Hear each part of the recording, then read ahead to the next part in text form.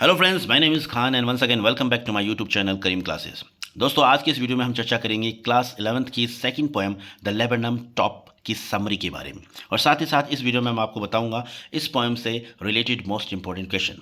दोस्तों, मैं आपको रिकमेंड करना चाहूँगा इस समरी को आप अच्छी तरीके से याद कर लीजिएगा, और साथ ही साथ जो मोस्ट इंपॉर्टेंट क्वेश्चंस मैं आपको बताने वाला हूँ उन्हें भी आप अच्छी तरीके से याद कर लीजिएगा, क्योंकि अगर एग्ज़ाम में कोई भी क्वेश्चन इस चैप्टर से इस पोएम से पूछा जाएगा तो इजीली अगर आप इस वीडियो को अच्छी तरीके से देख लेते हैं तो इजीली इस वीडियो की बेस पर आप उसका आंसर कर पाएंगे।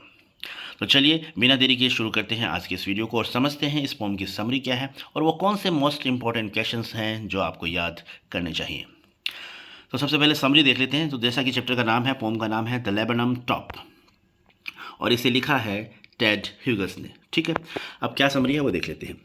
The poem starts with a description of the laburnum tree whose top was still and silent. यानी जो पोएम जब स्टार्ट होती है, फर्स्ट स्टेंजा में पोइट कहता है, यानी लेबनम अमलतास के पेड़ का विवरण दिया गया है, किस तरीके से वो पेड़ जो है, किस तरीके से पेड़ का ऊपरी हिस्सा जो है एकदम शांत है, एकदम स्थिर है, बहुत शांति छाई हुई है वहाँ पर। It leaves had turned yellow and seeds had fallen down. इसके पत्ते जो हैं पीले हो चुके हैं और जो बीज हैं वो गिर चुके हैं। It was a day time in the month of September when the tree was standing still and death-like। और पॉइंट फर्स्ट स्टेंजा में बताता है कि जब ये जो समय है ये सितंबर का महीना है और दोपहर का समय है, और चूंकि सितंबर के महीने में क्या होता है, पत्तों की जो पेड़ों के पत्ते होते हैं वो पीले पड़ जाते हैं, एक तरह से पतझड़ का मौसम होता है। तो उस टाइम को इस फर्स्ट स्टेंजा में पॉइंट ने बयान करने की कोशिश की है। और पेड़ जो है एकदम शांत स्थिर है, मृत प्राय एकदम शांत, किसी तरह की हलचल पेड़ के अंदर नहीं है, इस तरीके से वो पेड़ खड़ा है। अब आगे पॉइंट क्या कहते हैं देख लेते हैं। The life flash tree becomes alive by the arrival of the goldfinch bird. अब वो जो पेड़ था, जो मृत प्राय पेड़ था, एकदम जो शांत खड़ा था, किसी तरह की वहाँ पर हलचल नहीं थी, वो तब तक ही शांत रहता है जब तक कि उस पेड़ पर गोल्डफिंच नाम की चिड़िया नहीं आ जाती है। यानी जैसे ही गोल्डफिंच चिड़िया उस पेड़ पर आती है तो पेड़ का पूरा माहौल चेंज हो जाता है और अजीब सा एक आनंद का माहौल जो है वहाँ पर गुंजायमान हो उठता है। She came to feed her younger ones who are on the thickness of the branch। और वो चिड़िया क्यों आती है? वो चिड़िया इसलिए आती है क्योंकि उसके छोटे छोटे बच्चों का उसका घोंसला उस पेड़ के ऊपर है, और अपने बच्चों को खाना खिलाने के लिए वो ब्रांच यानी उस पेड़ के अंदर, जो उस पेड़ की जो अंदर की साइड में जो इस चिड़िया का घोंसला है, उस घोंसले में वो अपने बच्चों को खाना खिलाने के लिए आती है। The tree is her shelter. तो पेड़ जो है वो उसके लिए शरण पेड़ जो है वहाँ पर उस चिड़िया ने अपना घोंसला बना रखा है, शरण का स्थान है। She arrives at the end of the branch with the chirping sound. अब जब वो आती है चिड़िया तो उसके अराइवल को इस तरीके से बताया गया है कि एकदम चहचहाती हुई, चहकती हुई वो ब्रांच जब आती है तो चहकती हुई ब्रांच के किनारे पर, शाखा के किनारे पर बैठ जाती है। She further moves to other side of the branch with rapid and precautionary movement like a lizard. और यहाँ पर पॉइंट ने उस चिड़िया की जो हलचल है, मूवमेंट को लिजार्ड से कंपेयर किया है। जिस तरीके से लिजार्ड जो है, छिपकली जो है दीवार के ऊपर बड़ी सावधानीपूर्वक स्मूथली चलती है, तो उसी तरीके से वो चिड़िया भी जो है एक ब्रांच से दूसरी ब्रांच पर बड़ी सावधानीपूर्वक एक ब्रांच से दूसरी ब्रांच पर जाती है। एज सुन एज सी अराइज, और जैसे ही वो चिड़िया पहुंचती है, her younger once start chirping like a machine and vibrating and flapping their wings. और जैसे ही वो चिड़िया जब अपने बच्चों के पास पहुंचती है तो अपनी माँ को देखकर वो छोटे छोटे बच्चे हैं वो चहकने लगते हैं एक मशीन की तरह। तो यहाँ पर बच्चों की जो चहचहाहट है, बच्चों को मशीन से कंपेयर किया है। मेटाफर लिटरेरी डिवाइस का यहाँ पर यूज़ हुआ है। जिस तरीके से मशीन आवाज़ करती है उसी तरीके से वो बच्चे जो है अपनी माँ को देखकर चहकने लगते हैं, आवाज़ करने लगते हैं और अपने पंखों को फड़फड़ाने लगते हैं। The death-like tree becomes alive and it trembles and shakes। और अब जो मृत प्राय एकदम पेड़ था, एकदम शांत था, एकदम स्थिर था, किसी तरह की उस पेड़ पर हलचल नहीं थी, अब वो पेड़ एकदम जीवंत हो उठता है और पूरा पेड़ हिलने लगता है और एक आनंद का माहौल वहाँ पर गुंजायमान हो उठता है। आफ्टर फीडिंग देम, अब बच्चों को खाना खिलाने के बाद, she flies to the other side of the branch. फिर से वो चिड़िया एक ब्रांच से दूसरी ब्रांच पर उड़कर बैठती है। Her dark coloured face with the yellow body was barely visible as she finished behind the yellow leaves. अब चिड़िया के बारे में बताया गया कि चिड़िया जो है वो पूरी पीले कलर की है, बस उसके पंख और जो उसका चेहरा जो है वो थोड़ा सा ब्लैक कलर का है, काली धारीदार पट्टी है उसके चेहरे के ऊपर। तो वो चिड़िया जब अंदर जाती है पेड़ के अंदर और पीले पत्तों में अपने आप को क्या कर देती है, यानी वो दिखती नहीं, इनविजिबल हो जाती है। जब वो पेड़ के अंदर जाती है तो खुद चिड़िया का कलर भी पीला है और पत्तों का कलर भी पीला है, तो वो एक तरह से वहाँ पर दृष्टिगत नहीं होती है अंदर जाने के बाद में। लेकिन बाद में क्या होता है, she flew away in the sky, और अपने बच्चों को खाना खिलाने के बाद में वो वापस आसमान की ओर उड़ जाती है, leaving the tree death like again, और उस पेड़ को वापस अपनी प्रारंभिक अवस्था में छोड़ते हुए वो आसमान की ओर उड़ जाती है। यानी जो पेड़ चिड़िया के आने से पहले एकदम मृत प्राय था, एकदम शांत था, एकदम स्थिर था, किसी तरह का वहाँ पर किसी तरह की वहाँ पर हलचल नहीं थी, तो वैसा का वैसे वही स्थिति वापस हो जाती है उस पेड़ की, चिड़िया वापस अनंत आकाश की ओर उड़ जाती है और पेड़ एकदम शांत हो जाता है। तो ये थी इस चैप्टर की समरी। मुझे उम्मीद है आपको ये समरी अच्छे तरीके से समझ में आ गई होगी, और मैं आपको रिकमेंड करूंगा इस समरी को आप अच्छे तरीके से याद कर लीजिएगा। अब देख लेते हैं मोस्ट इंपॉर्टेंट क्वेश्चन। तो मोस्ट इंपॉर्टेंट क्वेश्चन क्या है इस पोम से? पहला क्वेश्चन है, which month and season is the poet talking about in the beginning of the poem? यानी स्टार्टिंग में ही, फर्स्ट स्टेंजा में ही किस मंथ का जिक्र किया गया है? तो आंसर हो जाएगा, the poet is talking about an afternoon of A September day, यानी सितंबर का महीना है, दोपहर का समय है, इस चीज़ का वर्णन किया गया। It is the season of autumn, और पतझड़ का मौसम है। ठीक है, तो इसका आंसर हो जाएगा। सेकंड क्वेश्चन देख लेते हैं, how long does the laburnum top remain silent and still? यानी ये अमलतास का पेड़ है, कब तक साइलेंट रहता है, कब तक स्थिर रहता है? तो इसका आंसर हो जाएगा, it remain silent and still till the gold Finch comes, यानी तब तक शांत रहता है जब तक कि गोल्ड फिंच नाम की चिड़िया उस पेड़ पर नहीं आ जाती। उसके आने से पहले स्थिर एकदम शांत होता है, किसी तरह की हलचल नहीं होती है, लेकिन जैसे ही वो चिड़िया उस पेड़ पर आती है, पेड़ का माहौल एकदम चेंज हो जाता है। But as soon as it enters the thickness of the branches, लेकिन जैसे ही वो पेड़ की थिकनेस के अंदर प्रवेश करती है, शाखाओं के अंदर जाती है, तो पूरा जो पेड़ का माहौल है एकदम चेंज हो जाता है।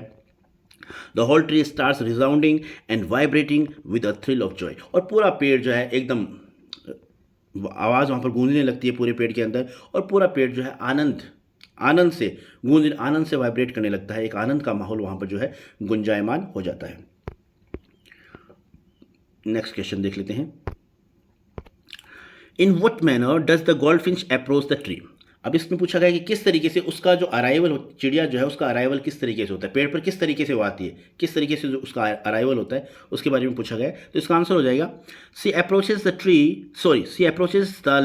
Approaches the laburnum uttering twitching chirps, यानी लेबरनम के पेड़ पर जब वो चिड़िया आती है तो वो चहकती हुई आती है, ट्विचिंग यानी फड़फड़ाती हुई, चहकती हुई आती है, and land suddenly eight the end of the branch, और सबसे पहले आते ही वो ब्रांच के किनारे पर अचानक आकर बैठ जाती है। तो इस तरीके से उसका अराइवल होता है, आगमन होता है। नेक्स्ट क्वेश्चन देख लेते हैं, why has the poet compare the birds movement to that of a lizard? यानी क्यों कंपेयर किया है कवि ने जो गोल्डफिंच चिड़िया उसके मूवमेंट को लिजार्ड से कंपेयर क्यों किया है?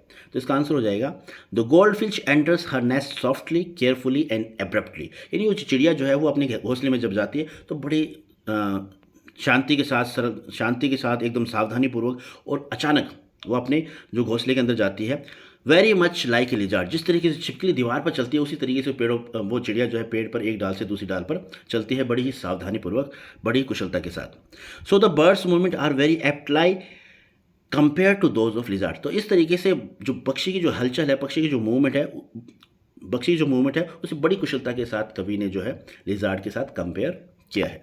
ठीक है, अब देख लेते हैं नेक्स्ट क्वेश्चन हमारा ये रहा,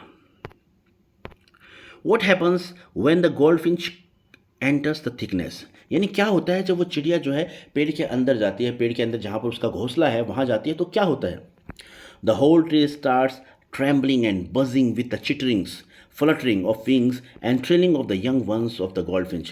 जैसे ही वो चिड़िया पेड़ की थिकनेस के अंदर जाती है तो क्या होता है, एक तरह से कंपन पैदा हो जाता है पूरे पेड़ में, है ना, और चहकने की आवाज़ पैदा हो जाती है, फ्लटरिंग पंखों की फड़फड़ाने की आवाज़ आती है, स्वर कंपन की आवाज़ स्टार्ट हो जाती है। छोटे छोटे जो बच्चे चिड़िया के हैं, गोल्डफिंच चिड़िया के बच्चे हैं, वो अपनी माँ के आगमन पर, माँ के आने पर क्या करते हैं, फड़फड़ाने लगते हैं, चहकने लगते हैं, और एक अजीब सा, एक बहुत ही आनंद का माहौल वहाँ पर क्या हो जाता है, गुंजायमान हो जाता है। तो ये इसका आंसर हो गया। नेक्स्ट क्वेश्चन है, why does the poet compare the feeding of the young ones of the goldfinch to stocking of a engine? यानी जो पोइट है वो अपने जो चिड़िया अपने छोटे बच्चों को खाना खिलाती है उसको एक इंजन को स्टॉक करने से कंपेयर क्यों करता है? जिस तरीके से इंजन में हम फ्यूल डालते हैं, तो इस बात से जो पॉइंट है, चिड़िया के अपने बच्चों को खाना खिलाना और एक इंजन को स्टॉक करना, इंजन में फ्यूल डालना, इस चीज़ से कंपेयर क्यों किया गया है यहाँ पर? तो आंसर हो जाएगा, just as the engine of a machine has to be stocked with fuel. क्योंकि जब देखो, हम जब किसी मशीन के अंदर ईंधन वगैरह, पेट्रोल वगैरह डालते हैं तो उसे बोलते हैं स्टॉक करना। तो जिस तरीके से एक इंजन की मशीन जो मशीन है उसके अंदर इंजन के अंदर क्या करते हैं, फ्यूल डालते हैं, हम स्टॉक करते हैं। तो उसी तरीके से so also the young ones of the goldfish have to be fed by her. तो उसी तरीके से जो वो अपनी वो मशीन है, चिड़िया जो मशीन है, उसके बच्चे छोटे छोटे बच्चे हैं, उनको जब वो क्या करती है, भोजन देती है, तो उसको इस चीज़ से कंपेयर किया गया है, यानी उसका भी, उनको भी एक तरह से ईंधन डाला जाता है उनके पेट में। तो सेम इस बात से इस चीज़ को कंपेयर किया गया है। इंजन में जिस तरीके से हम फ्यूल डालते हैं, उसी तरीके से वो चिड़िया है अपने बच्चों के अंदर अपने बच्चों को भोजन कराती है। तो इन दोनों बातों को आपस में कंपेयर किया गया है। अब देख लेते हैं नेक्स्ट क्वेश्चन। नेक्स्ट क्वेश्चन हमारा ये रहा, just a minute. What sounds does the goldfinch make when she flies away towards the infinite sky? कौन सी क्या आवाज़ करती है जब चिड़िया जो है अनंत आकाश की ओर उड़ती है, तो कैसी आवाज़ करती हुई उड़ती है? छोटी छोटी क्वेश्चन है, लेकिन एग्जाम में पूछे जा सकते हैं, इसलिए मैंने इनको यहाँ पर इंक्लूड किया है। She makes strange, delicate, soft and whistle like chirrups when she flies away towards the infinite sky। यानी जो वो उड़ती है तो अजीब सी आवाज़, बहुत ही मधुर नाजुक सी आवाज़ और सीटी की जैसी की आवाज़ के साथ चहकती हुई वो आसमान की ओर, अनंत आकाश की ओर उड़ जाती है। तो इस तरीके से आपको इसको याद कर लेना है। नेक्स्ट क्वेश्चन है, how does the laburnum look after the goldfinch has flown away? अब कैसा हो जाता है वापस, यानी जो लेबनम पेड़ है, जो लेबनम ट्री है, अमलतास का पेड़ है, वो कैसे, चिड़िया जब उड़ जाती है, वहाँ से चली जाती है, तो उसकी हालत कैसी होती है, कैसा हो जाता है वो? तो आंसर हो जाएगा, as soon as the goldfinch has flown away, जैसे ही वो चिड़िया उड़ जाती है, it again fall silent as there is no movement of any kind, it seems empty. यानी दोबारा एकदम शांत हो जाता है, दोबारा एकदम स्थिर हो जाता है, जैसा कि वो अपनी प्रारंभिक अवस्था में था चिड़िया के आने से पहले, वैसी अवस्था में वो दोबारा चला जाता है, एकदम शांत हो जाता है और एकदम ऐसा लगता है एकदम खाली है, वहाँ पर किसी तरह की कोई हलचल नहीं है।